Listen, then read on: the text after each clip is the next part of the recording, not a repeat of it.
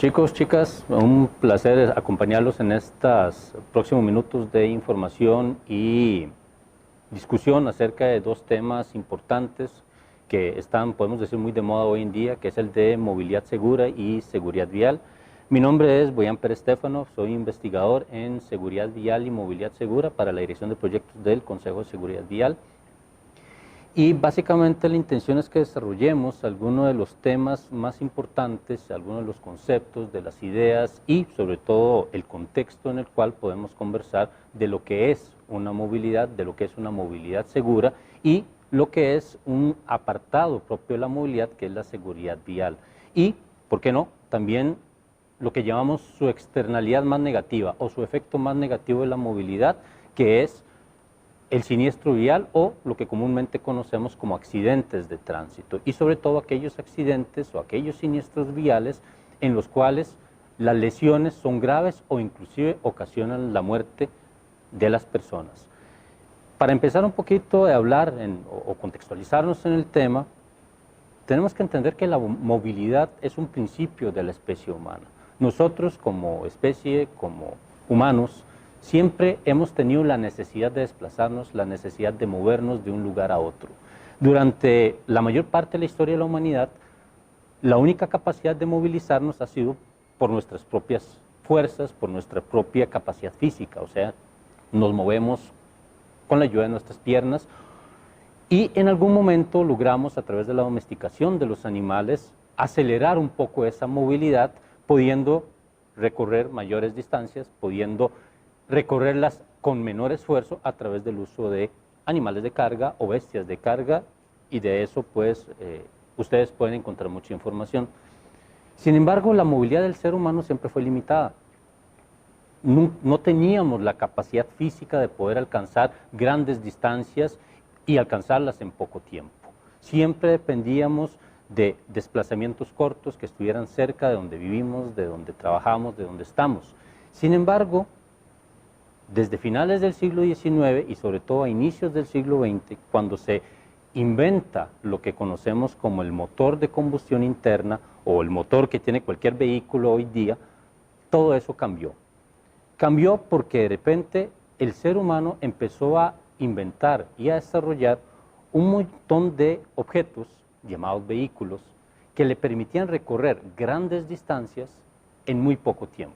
Y no pensemos solo en los carros, pensemos o imaginémonos lo que son los aviones, lo que son los barcos veloces, lo que son los trenes bala, que recorren en cuestión de horas cientos, si no hasta miles de kilómetros. Hoy en día es muy fácil movernos con un avión de un continente a otro en cuestión de horas. Y a lo interno de nuestros países y nuestras ciudades es muy sencillo movernos para nosotros en cuestión de minutos a lo largo de decenas de kilómetros, para ir a la escuela, para ir al trabajo, para ir a pasear, para ir a cualquier lugar que sea de nuestro interés. Simple y sencillamente accedemos a un medio de transporte, puede ser un carro, puede ser el transporte público, puede ser una motocicleta o puede ser a través de otros medios como el caminar, como el uso de la bicicleta u otros medios no motorizados.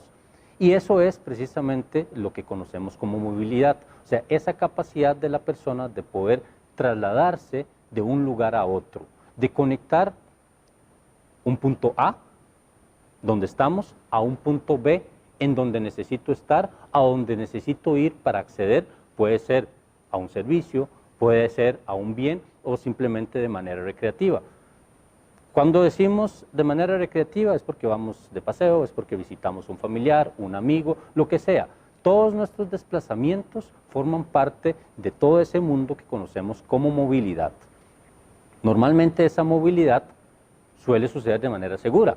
Vamos, venimos, todos los días generamos desplazamientos, la mayoría de las veces como peatones, otras veces como pasajeros o acompañantes o conductores de un vehículo, pero siempre pasamos en constante desplazamiento y normalmente regresamos sanos y salvos. Eso es una movilidad segura.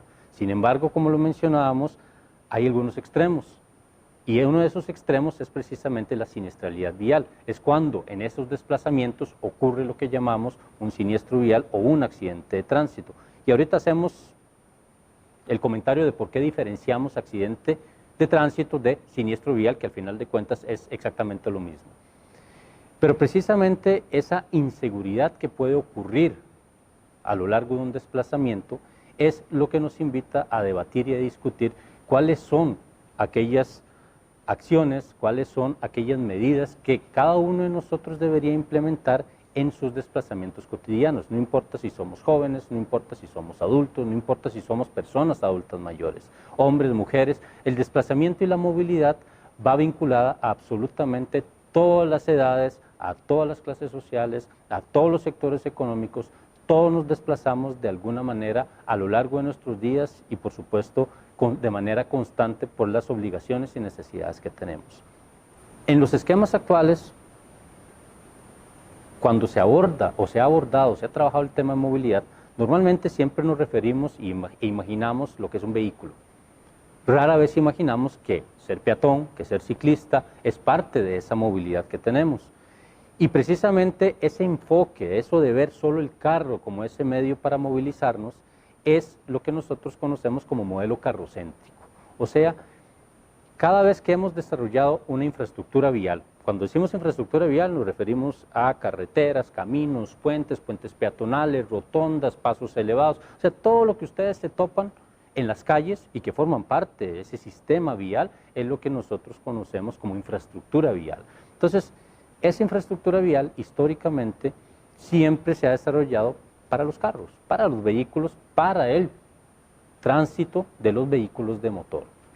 Por eso es común que cuando pensemos en movilizarnos lo enfoquemos como que voy en un tipo de vehículo, que puede ser carro, que puede ser autobús, que puede ser motocicleta, que puede ser cualquier tipo de vehículo, pero difícilmente lo asociamos con esa otra parte, la de caminar. Normalmente caminar lo asociamos como desplazamiento más corto, voy a la pulpería, voy a la tienda, voy a salir a buscar un amigo, una amiga, al novio, la novia, etcétera, pero no lo asociamos directamente a una movilidad o a esa necesidad que tenemos de desplazarnos.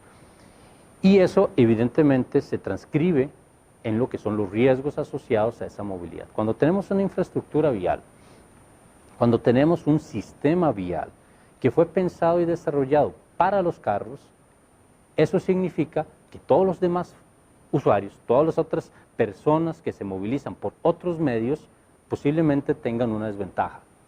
Y esa desventaja nosotros la conocemos como vulnerabilidad. Entonces, cuando hablamos de movilidad, prácticamente analizamos lo que nosotros conocemos como 3 pirámides de la movilidad. La primera es la que mencionamos, esa del modelo carrocéntrico, en donde el carro está encima de la pirámide y todo el sistema vial, todas las carreteras, todo lo que construimos está pensado y desarrollado en función de mover los carros, de mover los camiones, de mover los autobuses, pero sobre todo los carros. Ese modelo ha sido muy cuestionado y desde hace mucho, desde la década de los 80 ese modelo ha venido a ser puesto en duda de su efectividad por muchos factores. Uno de los principales es por la cantidad de víctimas que ocurren en el mundo por siniestros viales o accidentes viales. En el 2004, la Organización Mundial de la Salud, después de muchos años de analizar lo que estaba pasando en el mundo a nivel de víctimas mortales y heridas graves por accidente de tránsito, decretó que los accidentes de tránsito son un problema de salud pública, porque estaban muriendo más de 1 millón de personas por eventos que en general eran evitables.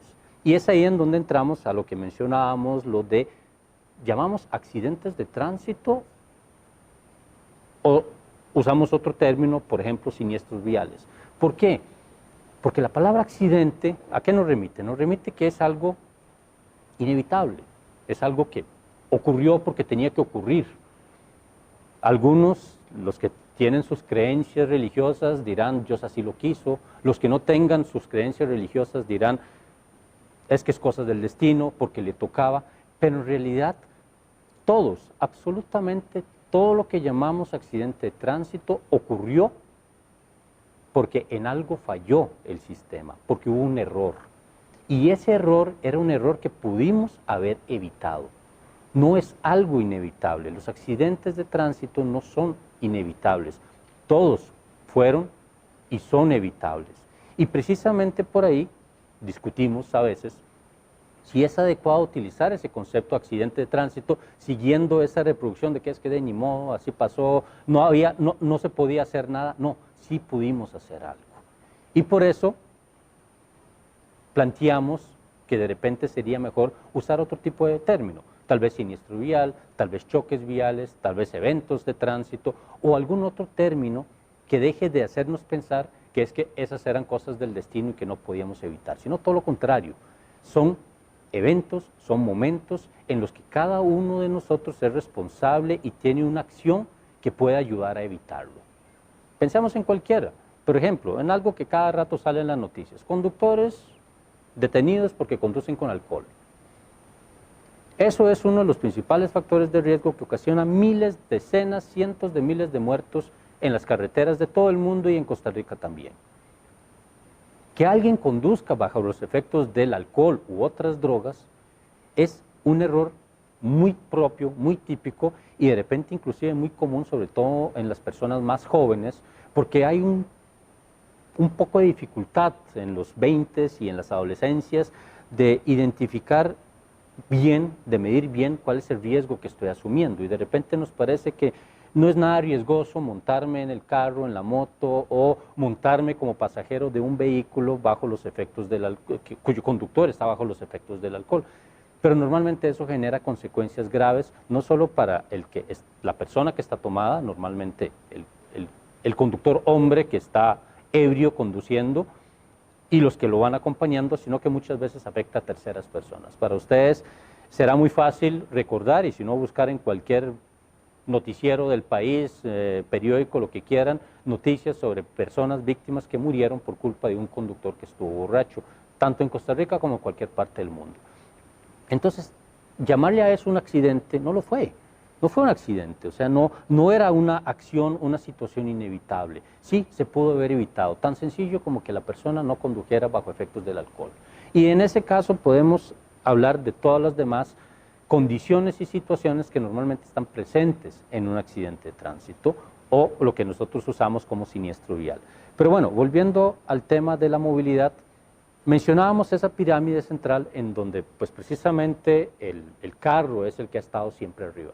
Pero como decíamos, después de que en el 2004 la Organización Mundial de la Salud decretara que los siniestros viales son una epidemia, un problema de salud público, y abro un paréntesis, problema de salud público es porque afecta a todos por igual. O sea, los accidentes de tránsito no afectan a los pobres o solo a los ricos, o no es que afectan a los que viven en el campo y los de la ciudad, no, afectan a cualquier persona.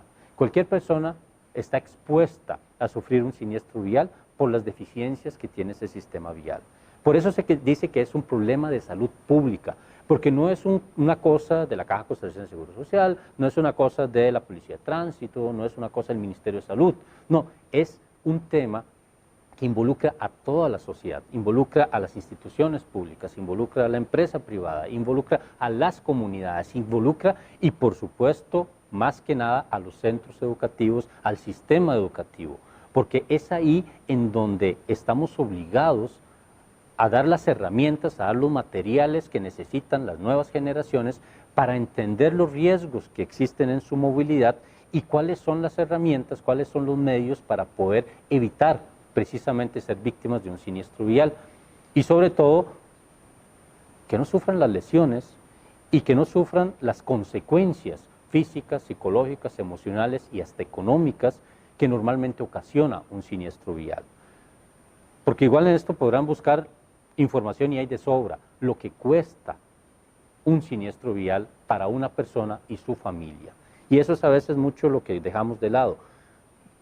Es común, y sobre todo entre los jóvenes, escuchar, bueno, ¿a usted qué le importa si yo manejo borracho o manejo bajo efectos del alcohol? Si yo voy rápido, soy yo el que me voy a matar. En el mejor de los casos, sí, de repente sos vos el que te va a matar. Pero muchas veces esa conducta irresponsable le genera daño a otras personas que nada tienen que ver con usted. Pero supongamos que sí, usted se murió. El problema es que cuando usted se muere, deja una familia atrás.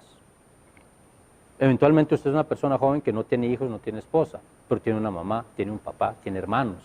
Y ellos son los que quedan viviendo con ese dolor, con ese sufrimiento de por vida por perder de una manera tan sin sentido a un ser querido como lo es un siniestro vial. O peor aún, si cabe la palabra, si es que deja hijos atrás, deja una esposa, O sea, deja una familia que además no solo llora la pérdida de ese ser querido, que normalmente es el hombre, y hablo, antes de que pensemos que estamos hablando muy machistas solo de hombres, no, es que el problema está que cuando vean las estadísticas, el 80% de los que mueren en carreteras son conductores hombres, entonces es una cuestión que afecta bastante más a los hombres que a las mujeres, aunque están ganando terreno lamentablemente las mujeres también en nuestras estadísticas y eso hay que ponerle mucha atención, pero ese sufrimiento y esa vulnerabilidad que cae esa familia es lo que en algunos círculos técnicos de los que trabajamos en materia de seguridad vial llamamos la mayor y más rápida línea de la pobreza. Un siniestro vial hace que una persona en cuestión de segundos pase a una condición económica de extrema pobreza, porque normalmente la persona que sufrió el accidente vial era la que llevaba el sustento económico. Si falleció, ya no hay sustento económico.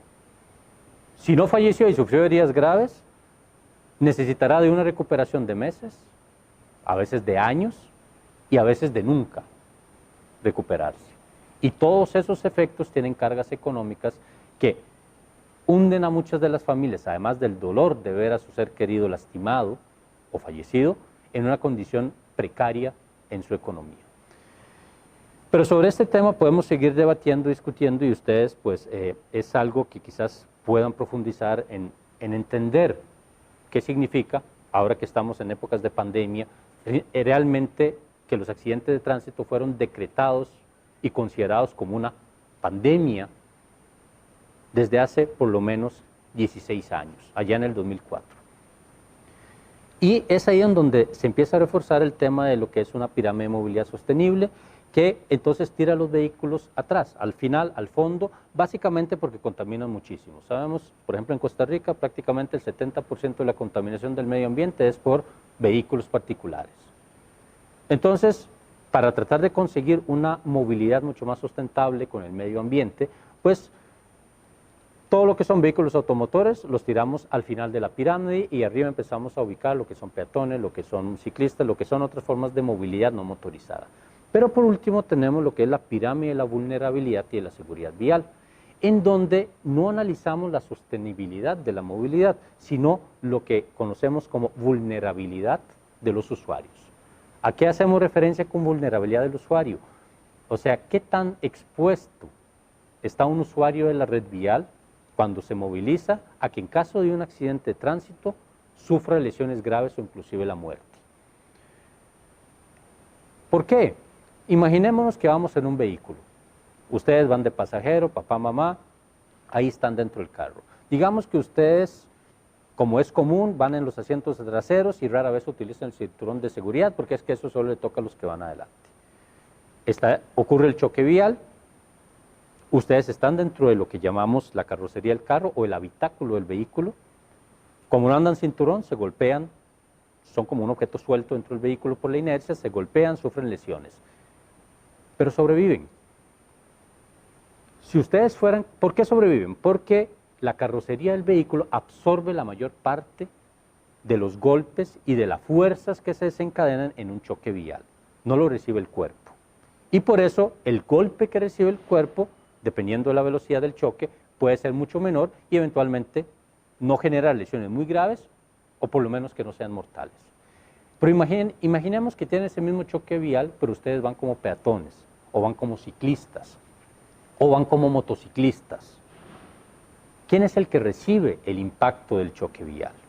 No lo recibe ninguna carrocería porque no la hay, porque el peatón, el ciclista y el motociclista están expuestos, porque su cuerpo está afuera del vehículo. Y en caso de un choque vial, el cuerpo humano que nos integra es el que recibe toda la fuerza, todo el impacto de ese choque vial. Y el cuerpo humano es muy débil. Nosotros no tenemos una fortaleza física que nos permita resistir altos impactos. Nosotros no tenemos una capacidad de nuestra estructura ósea que nos ayude a no sufrir lesiones graves cuando recibimos una gran cantidad de fuerza como la que se ocasiona en el choque entre vehículos o en el atropello de un peatón y un ciclista.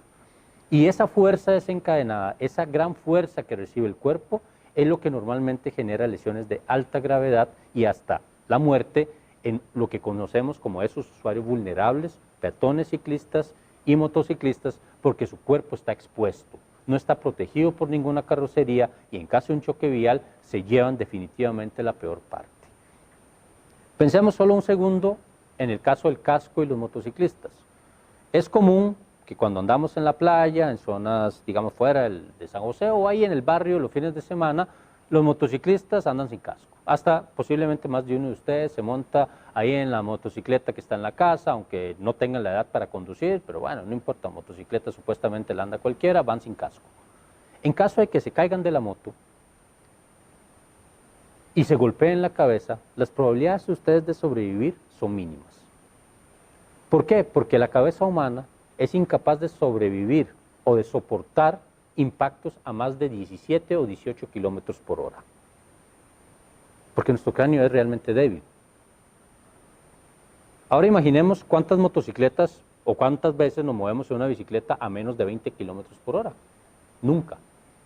Vamos a 30, 40, 50 kilómetros. Lo más lento, 30.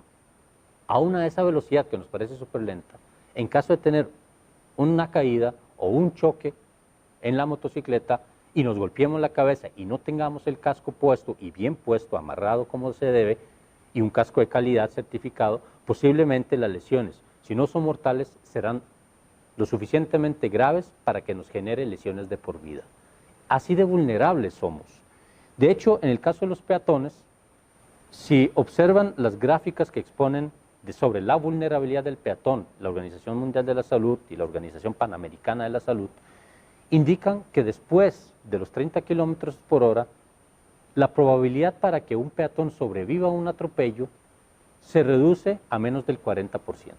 O sea, que si cualquiera de nosotros en la calle al frente de nuestras casas, nos atropellan tan solo a 50 kilómetros por hora, es muy probable que perdamos la vida o suframos lesiones permanentes. Esa es la vulnerabilidad que tenemos como peatones, por la vulnerabilidad propia que tiene nuestra biología, nuestro cuerpo, pero también por la exposición que tenemos hacia los otros vehículos cuyas carrocerías, pues además de defender y proteger a los usuarios a lo interno, también son un elemento de alto riesgo en caso de atropellos de peatones, ciclistas o inclusive de motociclistas.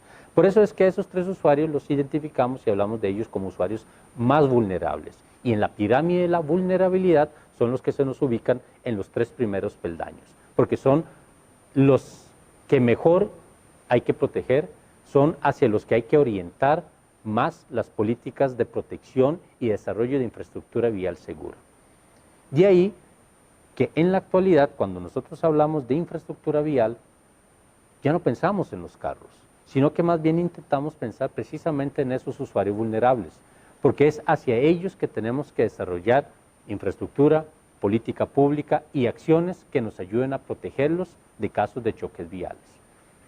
En el caso de Costa Rica, si revisan las estadísticas, y es muy fácil revisarlas, ustedes ingresan a la página del COSEBI, ahí está el observatorio, datos abiertos, y ahí están todas las estadísticas a nivel de país, actualizadas sobre la cantidad de fallecidos y víctimas por accidentes de tránsito, y podrán ver que lo que son usuarios vulnerables, o sea, motociclistas, ciclistas y peatones, representan más del 70% de las personas que fallecen en carretera.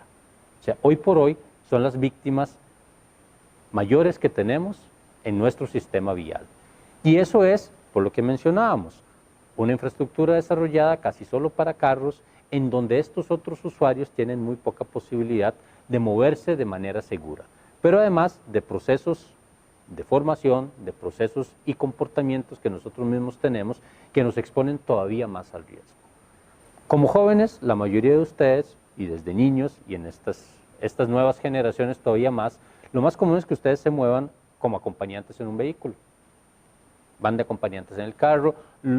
Hoy día es mucho más común que de repente en los años de nosotros ir a los centros educativos en carro, que nos lleven en carro, que nos recojan en carro, ir los fines de semana en carro a hacer las compras o al centro comercial o al mall, al cine, lo que sea, es mucho más común que nos movamos en carro. Inclusive hoy día es mucho más común movernos en carro porque están las plataformas tecnológicas que simplemente al alcance de un clic pedimos un vehículo y listo, nos lleva hasta donde queramos.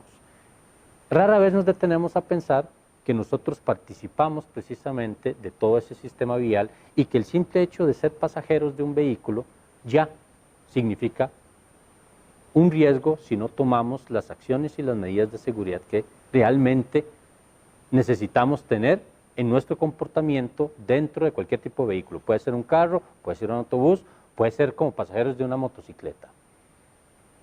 ¿Por qué?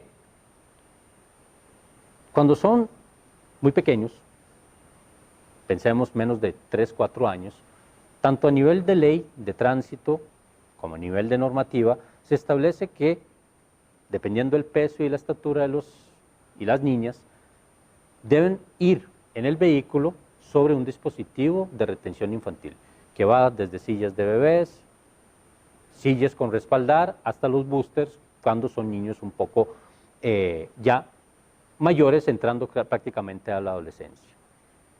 Y eso es una responsabilidad de papá y mamá, definitivamente. Papá y mamá es la que está encargada de garantizar que el vehículo tenga los dispositivos de retención infantil, en los cuales no solo pueda ubicarse a su hija o hija de manera segura, pero que además ese sistema de retención infantil esté bien asegurado y bien puesto. O sea, no hacemos nada con que, sí, yo tengo una silla de retención infantil muy buena, vine, la puse ahí en el asiento trasero y listo. No, no. Hay que tenerla bien montada, hay que tenerla bien asegurada y tenemos que garantizar que es una silla que realmente responde a las necesidades del menor para que sea y esté seguro dentro del vehículo en caso de un choque vial o un frenazo brusco o lo que pase. Sin embargo, cuando nos acercamos a la adolescencia, pues ya no tenemos ningún dispositivo de seguridad que sea obligatorio ni que tengamos que llevar. Simplemente nos montamos en el carro y listo, vamos en el carro. Y ya mamá y papá rara vez tienen algo que ver o nos ubican o nos llaman en cómo debemos ubicarnos en el vehículo. Eso es un fallo, por supuesto, sí, porque mamá y papá siempre tienen que estar atentos de cómo vamos dentro del vehículo. El uso del cinturón de seguridad en los asientos traseros no es una necedad o una insistencia de la policía de tránsito por hacernos más multas, sino que es un elemento vital para conservar la vida de quienes viajan en el carro, no importa si atrás o adelante, en caso de un choque vial. ¿Por qué?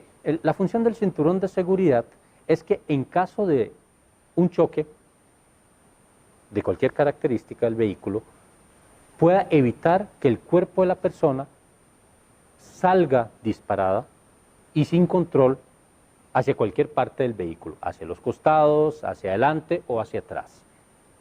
Mientras el cuerpo permanezca en su lugar, gracias al cinturón de seguridad, puede ser un choque gravísimo, puede ser un choque inclusive a altas velocidades, que es muy probable que la persona sobreviva. Pero si la persona no usa el cinturón de seguridad, aún en choques a baja velocidad, la probabilidad de que sobreviva disminuyen de manera muy drástica. ¿Por qué? Si van en los asientos de adelante, es muy probable que en caso de choques frontales, la persona salga por el parabrisas delantero. Y si la persona abandona la seguridad del vehículo, su probabilidad de sobrevivir es prácticamente un milagro, o sea, inexistente. En el caso de los pasajeros que van en los asientos de atrás, dependiendo de la ubicación del pasajero, si va, por ejemplo, en el centro de los asientos traseros, también existe el riesgo de que por el impulso, ese impacto, esa fuerza que se desencadena el choque, el cuerpo salga disparado hacia adelante y abandone el vehículo, salga por el parabrisas delantero o se golpee contra el dash y las partes delanteras del vehículo, lo que sin duda le generará lesiones gravísimas y muy probable la muerte. En el caso de los pasajeros que podían ir en los laterales detrás de los asientos del conductor y del pasajero, si no llevan el cinturón de seguridad, esa fuerza que desencadenan los convierten en lo que nosotros llamamos un objeto suelto. Prácticamente se convierte en una especie de bala de cañón, porque el peso que tiene la persona al momento de un choque vial, por la inercia que lleva, se multiplica, dependiendo de la velocidad, por 2, por 3 o por 4. O sea que si usted pesa 60 kilos, en el caso de un choque vial, su cuerpo se convierte en un objeto suelto que puede pesar hasta 180 kilos.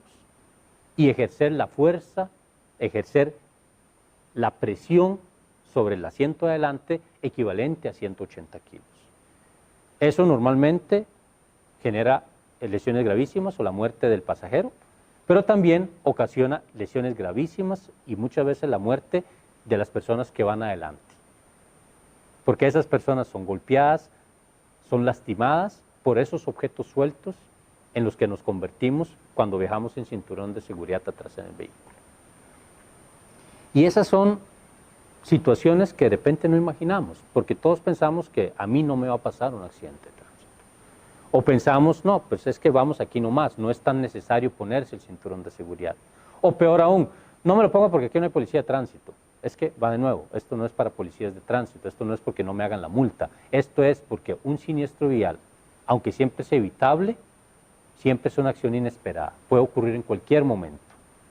Y debemos tomar las previsiones para que en caso que ocurra, podamos salir, ojalá, ilesos y definitivamente que nadie pierda la vida. Pero también cuando vamos dentro del vehículo, somos responsables de la seguridad de los demás. Es muy común en la adolescencia que nos peleemos con papá y mamá. Yo creo que a cualquiera, todos los que pasamos la adolescencia de una u otra manera, en algún momento nos peleamos con papá y mamá. Es común, y ahora mucho más, que ese pleito, esa discusión, ese malestar, esa diferencia que tenemos con nuestra mamá, con nuestro papá, lo llevemos a donde estemos. Entonces, algo no me gustó o algo no le gustó a mi papá, a mi mamá cuando me recogió del colegio, vamos en el carro y vamos peleando. Y vamos discutiendo y él me va diciendo y yo le voy respondiendo y yo voy haciendo caras y yo voy alzando la voz, a veces hasta más que la voz voy gritando. Y eso, esa actitud mientras se está conduciendo un vehículo y que yo como acompañante tengo dentro del vehículo, es lo que podemos también denominar factores distractores. O sea, la actividad central de un conductor, de una persona que conduce un vehículo, es precisamente conducir. Tiene que estar totalmente focalizado, toda su atención tiene que ir sobre esa actividad primaria que está realizando, que es el conducir. ¿Por qué? Porque en la calle, pregúntenle a su papá, pregúntenle a su mamá, pregúntenle a cualquier persona que conduce y les dirá todos los factores, todos los elementos que se pueden encontrar en la calle y que hay que estar atentos para evitar un accidente vial. Las señales de tránsito, el semáforo, los otros carros, las motocicletas, los peatones, el perro que de repente se nos tiró a cruzar la calle, el niño que estuvo jugando y de repente salió detrás de la bola. O sea, hay una enorme cantidad de elementos a los que ocupamos poner atención mientras conducimos para que no ocurra un siniestro vial. ¿Qué pasa cuando de repente vamos en el carro, voy conduciendo y mi hijo está peleando conmigo o yo estoy peleando con mi hijo? Y le estoy diciendo lo que sea, le estoy reclamando, él me está reclamando, o simplemente le estoy diciendo que se quede quedito porque no se está quedando quedito. Yo ya me estoy distrayendo. O sea, esa actitud de ese joven, de ese acompañante que me está hablando, que está peleando conmigo, está haciendo que mi atención primaria ya no sea conducir. Mi atención primaria sea la discusión que estoy sosteniendo con el pasajero. Y eso significa, a su vez, que le estoy restando atención a lo principal que estoy haciendo en este momento, que es conducir. Y ante una situación de ese tipo, es muy posible que a mí como conductor se me escapen muchos detalles de la carretera y del entorno y el contexto en el cual estoy conduciendo. Es muy probable que por estar discutiendo y volviendo a ver para atrás, no vea que el semáforo está en rojo y me lo salte. Es muy probable que por estar viendo para atrás, no vea al niño que acaba de salir detrás de una bola hacia la calle. Es muy probable que no me dé cuenta que el carro de adelante frenó. Es muy probable que no me dé cuenta que hay un obstáculo en la calle, porque no estoy en mi plena capacidad de concentración de la principal actividad que estoy haciendo. De ahí que es muy importante saber y entender que al ser pasajero no es una actividad pasiva, no es simplemente algo que estoy ahí y no afecto en nada la conducción. No, todo lo contrario, todo lo que hago o no haga puede ser un factor distractor que sea determinante en el caso que ocurra un siniestro vial y la gravedad de eso. Voy a contar una anécdota. Hace ya varios años, 6, 7 años, estaba realizando una investigación en movilidad y seguridad vial en el cantón de Osa. Es uno de los cantones en donde durante muchos años tuvimos una gran cantidad de víctimas mortales por siniestros viales. Bueno, estaba en las investigaciones, me toca interactuar con todos los cuerpos de emergencia, locales, con las comunidades, etcétera. Y recuerdo que era un viernes y estaba terminando, después de una semana de estar ahí en la localidad, en el cantón, estaba terminando y estaba preparándome para volver hacia San José.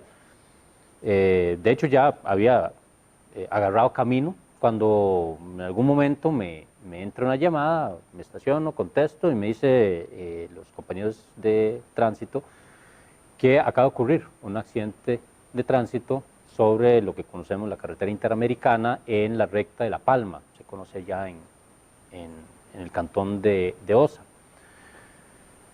en donde un camión embistió, camión de carga, embistió un vehículo particular, un automóvil. Por alguna razón que se desconoce, en su momento decían, el automóvil es una recta de aproximadamente unos 3 kilómetros. El automóvil invadió el carril justamente cuando iba pasando el tráiler. Como es una recta, obviamente el tráiler iba a 60, 70, 80 kilómetros por hora. Arrasó el carro. Del carro no quedó prácticamente nada. Yo me devolví al lugar, a la escena, y obviamente pues conocíamos quiénes iban en el carro, duramos un tiempo indagando pues tratando de reconocer quiénes son los que iban en el automóvil, porque no había quedado nada. De repente a las horas llegó un señor y fue impactante. Entre las latas retorcidas del vehículo reconoció unos pedazos de ropa, porque no había quedado prácticamente nada de las personas que iban adentro, y reconoció que esa era la ropa de su hija. Y ahí nos dimos cuenta que en el vehículo iba su esposa y sus 2 hijos, una niña de 7 años y un niño de 8. Los venía trayendo de la escuela. Después de indagar qué fue lo que sucedió, las maestras, venía a la escuela ahí nomás cerca realmente, relataban que la mamá llegó con mucha prisa a recoger a los niños de la escuela. Entonces los niños estaban jugando. Entonces la mamá, como iba con prisa, pues prácticamente lo agarró y dice, vámonos porque tengo prisa. Los montó en el carro, no tenían dispositivo de seguridad los menores, pero los niños iban enojados porque les interrumpieron el juego, entonces iban discutiendo con la mamá y estaban brincoteando a lo interno del carro, al parecer, porque así nos lo dijeron, el relato. De ahí se vio que los niños iban jugando atrás del carro y iban reclamando, y la mamá se vio donde salió y les iba diciendo, volviendo a dar para atrás y diciéndoles que se quedaran queditos. Aunque a ciencia cierta nunca sabremos realmente qué fue lo que pasó, lo más probable es que precisamente la mamá, por estar tratando de poner orden a sus hijos que iban sueltos atrás, iban libres, no iban en ningún dispositivo de retención de menores, por estar volviendo a ver hacia atrás, por estar poniéndole atención a los niños, no se percató del tráiler que venía, no se percató de que estaba perdiendo la dirección del vehículo, y de lo que se percató es cuando ya estaba de frente con el tráiler. Y en esos segundos de distracción, que es lo que comentábamos, en donde su atención no estaba concentrada mayormente en la acción que estaba haciendo, que es la de conducir, significó la muerte de 3 personas. Y la destrucción de una cuarta, porque no sé si alguien tendrá la capacidad de imaginarse lo que pudo vivir en adelante el esposo, el papá de esos hijos que sobrevivió. Y eso es distracción.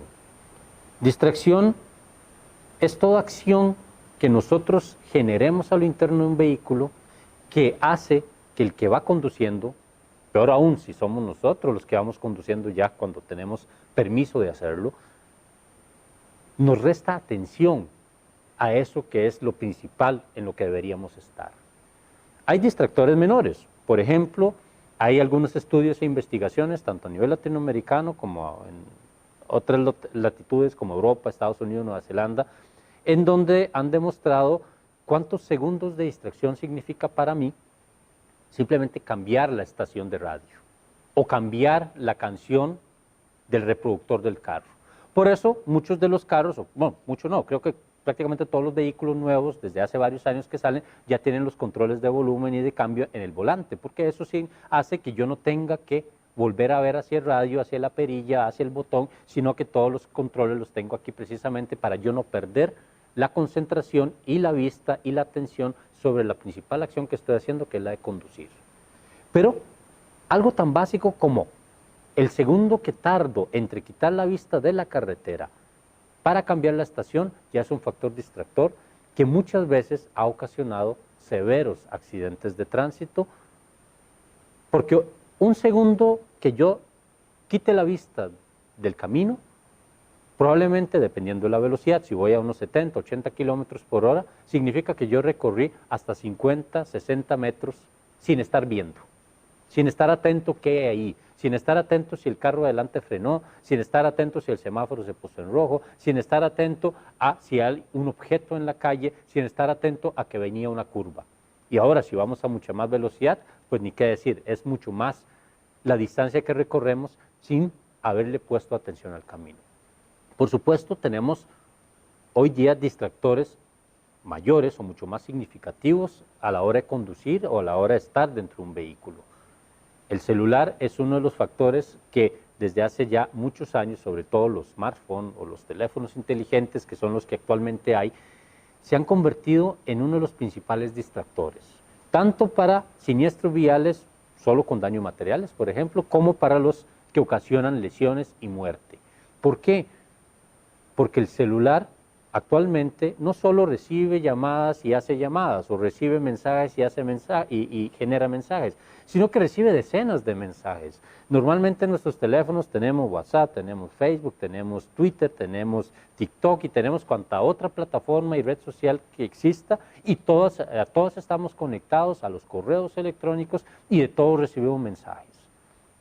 Y eso normalmente nos distrae. Y muchas veces, y es peor aún, si estamos conduciendo y poniéndole atención al celular y a lo que está sucediendo con el celular.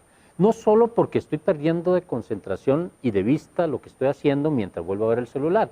No, porque el hecho de que yo vuelva a ver el celular y lea un mensaje, automáticamente hace que mi mente, mis ideas, se concentren en parte en el mensaje. Ya no en lo que estoy haciendo. Y ahora si es un mensaje un poco difícil, por decirlo de alguna manera. Pensemos que ya ustedes son mayores de edad, van conduciendo, va la joven, la chavala conduciendo el vehículo, tranquila, le entra un mensaje y de repente vuelve a ver y es el novio diciendo terminamos. Se le fue la concentración. O sea, ella está conduciendo, de repente ve un mensaje, nada más y terminamos una palabra y ya. Y es muy probable que sufra algún tipo de accidente de tránsito porque perdió la capacidad de concentración hacia la actividad principal que está realizando. Pero eso mismo aplica también para los demás ocupantes del vehículo. Si dentro del carro los acompañantes van escuchando música fuerte, van hablando fuerte o están insistiéndole en preguntas, en cuestionamientos o en tratar de entablar alguna conversación con la persona que va conduciendo, su papá, su mamá, sepan que ustedes están generando factores distractores. Y dependiendo de dónde y cómo se está conduciendo y en qué condiciones, eso puede ser muy peligroso. Pensemos en la lluvia, pensemos que es de noche, pensemos en condiciones en donde baja la visibilidad o la carretera se vuelve todavía más difícil y por supuesto que la necesidad de concentración es todavía mayor entre las personas que conducen. A su vez, la responsabilidad que tenemos por velar de que ya somos adolescentes, ya somos jóvenes, ya somos personas que somos capaces de tomar nuestras propias decisiones. No deberíamos estar esperando que alguien nos diga, póngase el cinturón. No deberíamos estar esperando que alguien nos diga, no se levante mientras estamos conduciendo, no se cambie de asiento, no moleste al conductor, porque hay N cantidad de experiencias que la persona que va conduciendo y el de atrás, porque van entre amigos, entre amigas, qué sé yo, le están jalando el pelo, lo están molestando, le están haciendo bromas, le están haciendo cualquier otro tipo de acción que lo que está generando es precisamente una distracción de esa actividad principal que está haciendo la persona al conducir. Por eso es importante que ustedes empiecen a entenderse a sí mismos como actores activos dentro del vehículo. No porque vayan de pasajeros en los asientos de atrás, por ejemplo, significa que ustedes no tienen ninguna presencia, ningún papel o ninguna responsabilidad en la seguridad vial de ese vehículo. No, ustedes son parte de esa seguridad vial, son parte integral de lo que pueden hacer o no hacer para precisamente garantizar que la persona que está conduciendo lo haga de la manera más segura. Y de ahí es importante que ustedes empiecen a desarrollar esa visión de, sí, soy un actor activo, o sea, tengo un rol protagónico, soy parte de, y como decíamos al principio, escogemos como escogemos llamarle, accidentes, siniestros, eventos, etcétera, todos son evitables. En cualquier siniestro vial que ustedes vuelvan a ver, lean, escuchen, habrá una serie de factores que con uno que hubiéramos evitado, con uno que no hubiera sucedido, posiblemente el accidente no hubiera ocurrido y no hubiéramos tenido las consecuencias que se tuvieron. Así que ese rol activo, esa capacidad de poder generar un cambio positivo, de generar que la conducción y la ocupación del vehículo sea todo lo segura que necesitamos, tanto por nosotros como por quienes vamos acompañando, es fundamental. Y por supuesto, ni qué decirlo, si estamos hablando de que el que conduce quiere hacerlo bajo efectos de alcohol y otras drogas, ahí ustedes deberían media vuelta, hacerle la cruz, lo que sea, y ni volverlo a ver. Porque también hay cualquier cantidad de casos de víctimas por accidente de tránsito que iban de acompañantes. Y a veces uno dice, bueno, pues ese que conduce bajo los efectos de alcohol u otras drogas, él o ella sabrá. Pero ¿qué hago yo sentado ahí? ¿Qué hago yo en ese momento exponiendo mi vida por el accionar irresponsable de esa otra persona? Definitivamente ahí piensen muy bien con quién se están montando en un vehículo y ni qué hablar si es de una motocicleta. Porque en la motocicleta, como ya vimos, tienen todavía una mayor exposición al riesgo. Y de los distractores que pueden realizarse o desencadenarse cuando estamos conduciendo una motocicleta son todavía más graves, porque todavía en el carro tenemos 4 llantas y un equilibrio del vehículo mucho más fácil de controlar. Pero en una motocicleta, que el equilibrio es básico porque solo tenemos 2 ruedas y cualquier elemento puede hacernos perder ese equilibrio, y perder el equilibrio significa caernos de la moto, la distracción es un punto medular y fundamental. Por ejemplo, es muy común toparse parejas en motocicleta, hombre-hombre, hombre-mujer, etcétera, mujeres en motocicleta, en donde el acompañante, el pasajero, le va hablando, y le va hablando a gritos, y le va diciendo, pero póngame atención, pero vea que... Y la persona ahí está volviendo a ver, porque con el casco tampoco se oye súper bien, o sea, pensemos, casco, ruido de la ciudad, bocinas, sirenas, todo el escándalo que tenemos en la ciudad, y además una persona que me está hablando aquí en el puro oído. Definitivamente para un motociclista debe ser súper complicado poder desenvolverse de manera segura como conductor si hay alguien atrás que además de todos los otros distractores también significa otro distractor. De hecho, los motociclistas más profesionales, inclusive los motociclistas que ya se han formado y capacitado de una manera muy responsable en conducción segura de la motocicleta, tienen por regla y principio básico, cada vez que montan a un acompañante, un pasajero, indicarle cuáles son las señales que le debe hacer en caso de que ocupe algo. Que si me da una palmada en el hombro, que si me toca el codo, o cualquier otro movimiento que me indique a mí que me quiere hablar, que me indique a mí que ocupo detenerme, que me indique a mí que ocupo contestar el teléfono, o que la persona ocupa contestar el teléfono, porque es otra acción súper común. Va la persona, el pasajero en la moto, hablando por teléfono atrás del conductor de moto. Y a veces pegando gritos y peleando y todo por teléfono. Esos son distracciones que en cualquier momento pueden convertirse en un factor determinante para que ocurra un choque vial. Y en caso de motocicleta, y si es de pasajero, créanme que las consecuencias siempre van a ser muchísimo peores que en cualquier otro tipo de vehículo. Inclusive uno se ha topado casos en donde van peleando en la moto, o sea, van conduciendo, va el chavalo conduciendo la moto, va, supongo, la novia, la esposa, atrás, lo que sea, y va dándole y pegándole gritos y todo, y wow, o sea, esos van realmente jugándosela de todas, porque conducir una motocicleta en las condiciones que tenemos, que ya son riesgosas, y además tener a alguien que te está peleando atrás es muy peligroso. Entonces, si por alguna razón también van de pasajeros en una motocicleta, sepan que su responsabilidad es todavía mayor. Como me decía, por ejemplo, algunos conocidos fanáticos de andar en motocicleta, hay que ver las experiencias que hemos pasado, me contaban. Por ejemplo, me decía uno, una vez iba con una novia que tenía en aquel momento, íbamos de ride, así paseo largo, fines de semana, pero resulta que la chavala era una chavala muy nerviosa, o sea, cualquier cosa le daba miedo. Pues de ahí, voy yo sobre la carretera, cualquier cosa, y ella de repente, qué sé yo, ve que hay un perro allá a 500 metros y cree que se va a tirar, entonces empezaba a golpearme, a pegar gritos de que el perro, el perro, el perro. Pero vean, yo la vi varias veces para no matarnos en esa moto. Tanto así que simple y sencillamente esa fue una de las razones por las que terminamos. Porque cada vez que nos montábamos en una moto, yo iba como, o sea, yo iba puro nervio, puro susto, porque la persona que llevaba atrás me generaba demasiado estrés, demasiada distracción, y no se daba cuenta el riesgo que nos generaba a los dos el accionar y las actitudes que tenía el pasajero. Así que como pueden ver, ¿a qué vamos?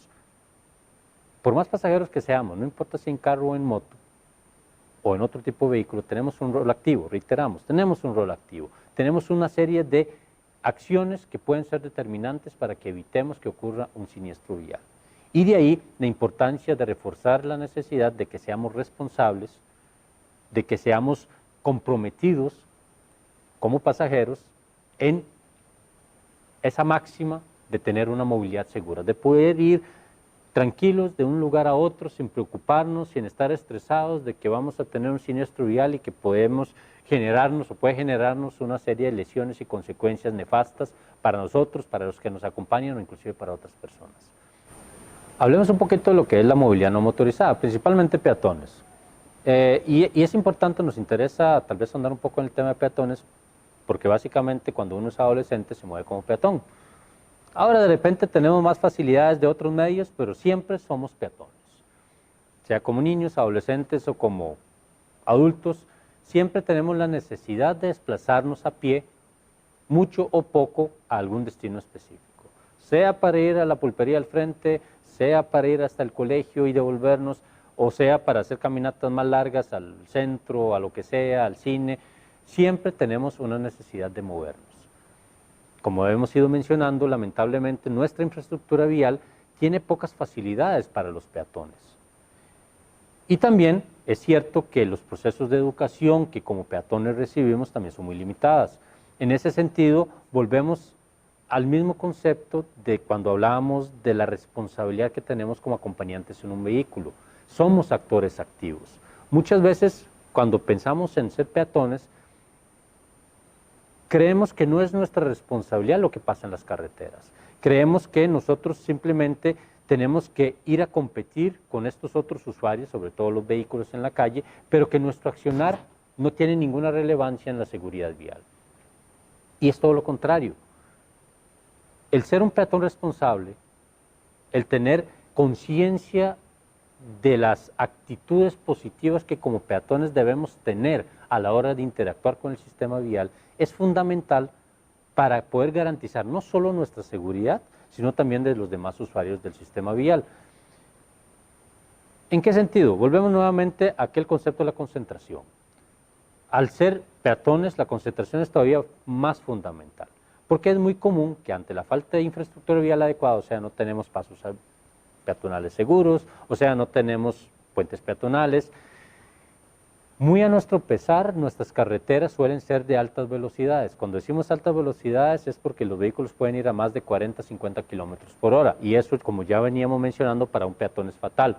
En centros urbanos, en ciudades como esta y en nuestros barrios, realmente los vehículos no deberían poder viajar a más de 25 o 30 kilómetros por hora, porque siempre existe el riesgo de que aparezca un peatón y sufra un atropello. Y deberíamos garantizar que en caso de que eso suceda, ese peatón tenga las lesiones menos graves y sobre todo, y lo más importante, que salvemos su vida. Pero esto no sucede así. Es muy común que el colegio nos quede de un lado de la calle y nuestra casa del otro lado de la calle y yo todos los días tengo que cruzar de un lado para otro para poder acceder al centro educativo. O es muy común que donde vamos de compras esté al otro lado de la calle y yo tenga que cruzar una calle y esa calle es principal, por donde pasan carros, camiones, autobuses, pasan todos los tipos de vehículos y normalmente a altas velocidades. Inclusive es común que a lo interno de los barrios nunca falta alguien que de repente, no sé, ve muchas películas de Hollywood y le gusta acelerar el vehículo o la motocicleta en un espacio pequeño, pero igual, va y acelera 40, 50 kilómetros en una zona residencial. Todos esos son riesgos asociados que pueden efectuar o pueden generar un atropello y en esos casos obviamente la peor parte la llevará el peatón y sin duda que a más alta la velocidad, mayor la probabilidad de muerte del peatón.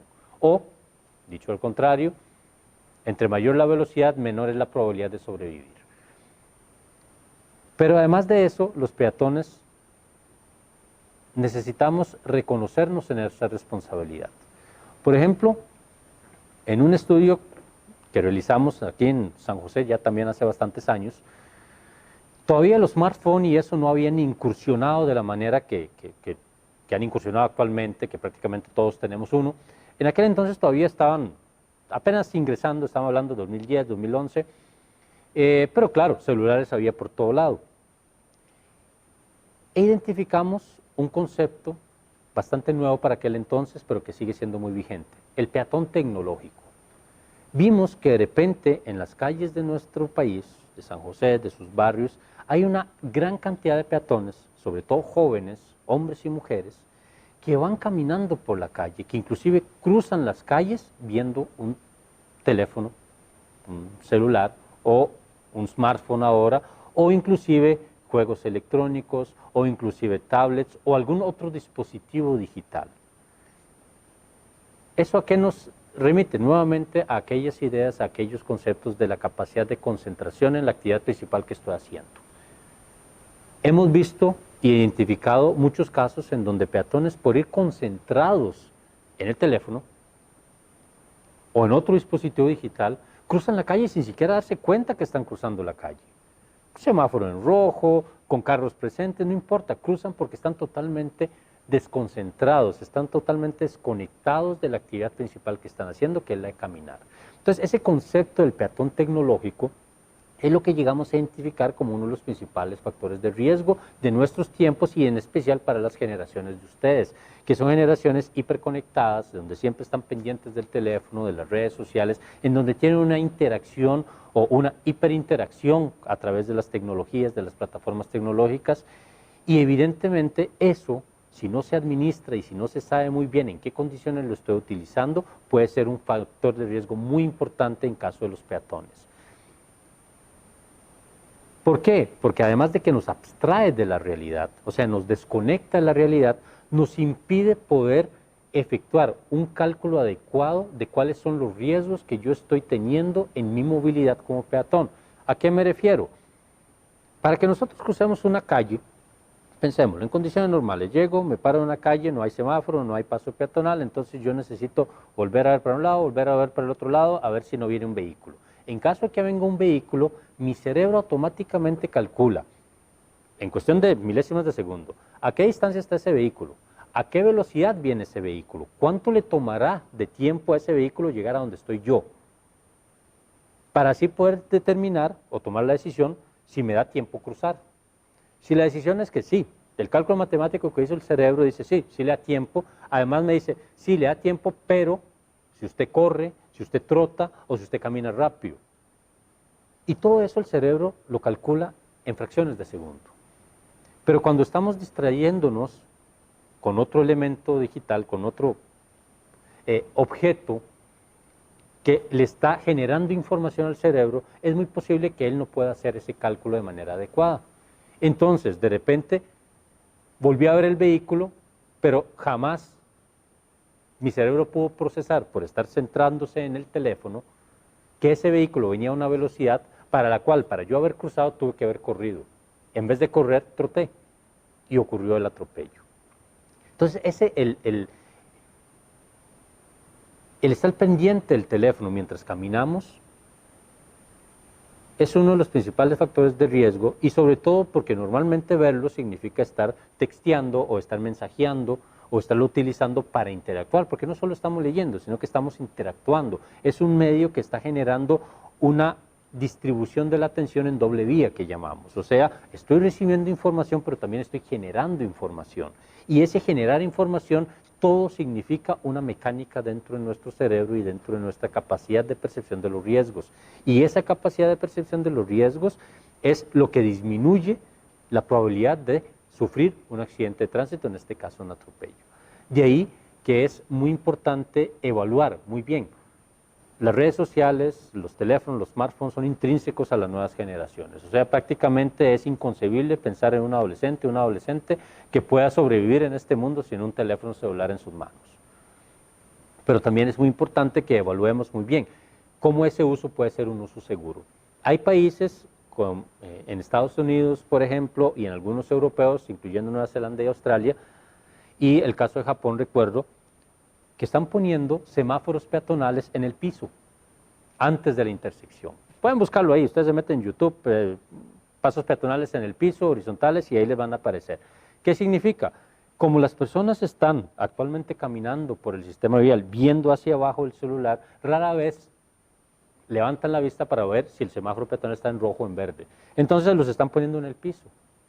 ¿Para qué? Como van viendo para abajo, cuando lleguen se percaten que hay una luz roja abajo que les está diciendo no cruce, o hay una luz verde que les está autorizando a cruzar. O sea, estamos llegando a esos extremos, pero de eso se trata. O sea, tenemos que adaptarnos a las nuevas necesidades y generaciones y a los requerimientos que esas nuevas generaciones puedan tener. Por supuesto, en Costa Rica no vamos a encontrar todavía un caso de esos, pero no es nada extraño que dentro de unos años esa sea alguna de las iniciativas que nos permita disminuir el riesgo a que un peatón sufra atropellos, dado que está ceñido en su teléfono y no se está percatando de los riesgos que está corriendo al cruzar una calle.